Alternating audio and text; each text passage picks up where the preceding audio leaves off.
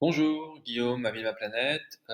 Aujourd'hui, on va vous parler dans plusieurs vidéos de la transition écologique. Donc, on en avait parlé, on en a fait quelques vidéos que vous pouvez retrouver sur notre chaîne YouTube dans la playlist qui s'appelle Transition écologique.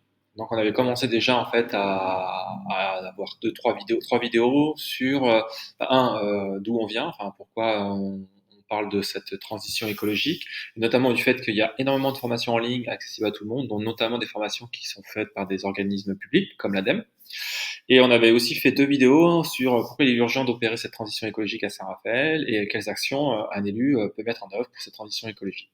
Donc suite à ça, on va aussi vous faire d'autres petites vidéos plus concrètes, plus sur des thématiques bien données, en utilisant des outils qui a été développé par le Shift Project. Donc le Shift Project, c'est une association qui travaille sur la transition écologique et il y a plein de documents qui sont très intéressants qu'ils ont écrits, donc notamment celui-ci, donc comment développer la résilience territoriale et plus spécifiquement pour les territoires. Là, ils ont fait un notamment sur les différentes typologies de territoires, donc ça va littoral, montagne, campagne, ville, etc.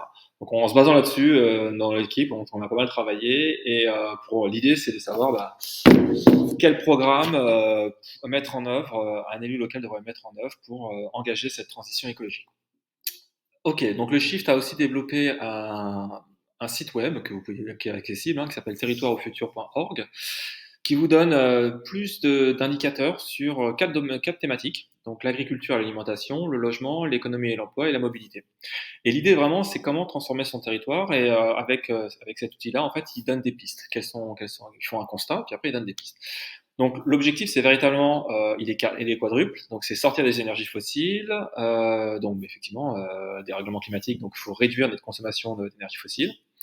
Il faut commencer à avoir des politiques qui vont nous adapter aux effets du changement climatique. Donc on a déjà plus de 1,7 degré, on a vu avec les feux, avec les sécheresses, les inondations, que effectivement maintenant il va falloir que nos villes s'adaptent. Et c'est une nécessité et une urgence que les élus politiques de la ville et de l'agglomération prennent en compte ça. Troisième problématique, c'est qu'il y aura des contraintes physiques. Forcément, on l'a vu un peu avec la guerre en Ukraine, on le voit toujours d'ailleurs, avec la flambée du pétrole, du cours du pétrole, on le voit aussi avec la flambée de l'inflation sur les produits alimentaires. Il faut bien comprendre que les ressources vont être de plus en plus contraintes, que nos accès aux ressources vont être de plus en plus contraintes, et que ce qu'on a connu pendant les 40-50 dernières années, ça sera un âge d'or, quoi. Et enfin, la dernière chose, c'est établir la juste contribution de chaque territoire. On ne peut pas raisonner en silo, c'est-à-dire qu'on ne peut pas raisonner l'agglomération La Caverne versus les autres agglomérations. Voilà. En fait, tous les territoires en France vont devoir interagir, puisqu'il y a des territoires qui ont, je ne sais pas, par exemple, des territoires agricoles, d'autres qui ont plus d'eau. Il faut pouvoir compenser en fait entre ces différents territoires. Donc cette plateforme est très intéressante. Donc là, vous pouvez taper n'importe quelle ville. Donc ouais, moi j'ai tapé Saint-Raphaël, puisque c'est là où on habite, 36 000 habitants. Voilà, donc les objectifs qui sont signés suite aux accords de Paris, c'est à l'horizon de 2030, on a deux objectifs. Le premier, c'est de diviser par deux les émissions de gaz à effet de serre, soit 5% par an. Pour info, on a aux alentours de 2%. Hein. Et encore, grâce au Covid, c'était ça qui nous a donné un boost. Et la deuxième chose, c'est de diviser par deux le rythme d'artificialisation des sols. Donc ces deux objectifs ce sont des objectifs qu'un maire, qu'une mairie, qu'une agglomération doit se fixer. Concernant l'artificialisation des sols, ce qu'on peut voir, c'est qu'à Saint-Raphaël, en 9 ans, entre 2011 et 2020, il y a plus de 23 hectares qui ont été consommés, qui ont été une perte d'espace naturel, agricole ou forestier sur le territoire.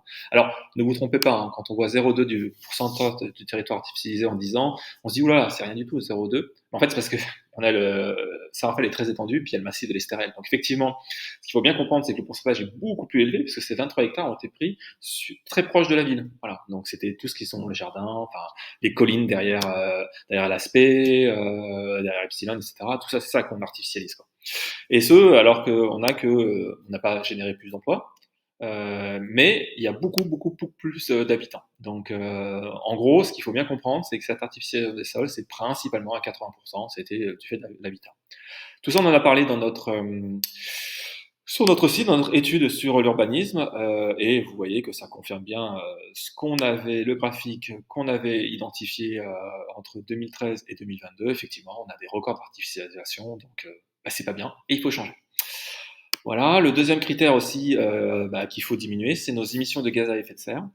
On est à peu près en 2018, donc voilà, ça donne un ordre de grandeur, mais ça fait 80 000 tonnes de CO2 équivalent en 2018. Donc principalement, en fait, c'est deux choses qu'il y a chez nous, c'est le routier et le résidentiel. Voilà, parce qu'on on prend beaucoup de voitures, on fait beaucoup de déplacements pendulaires, et puis le résidentiel, il y a encore pas mal de maisons, de logements ou d'habitations qui sont chauffés au fioul. Donc voilà, c'est un peu cette problématique-là qu'il va falloir se focaliser. Donc on va faire plusieurs vidéos et on va décliner ça sur les enjeux sur notre territoire. Il y en a quatre. Il y a l'agriculture, l'économie et l'emploi, la mobilité et le logement.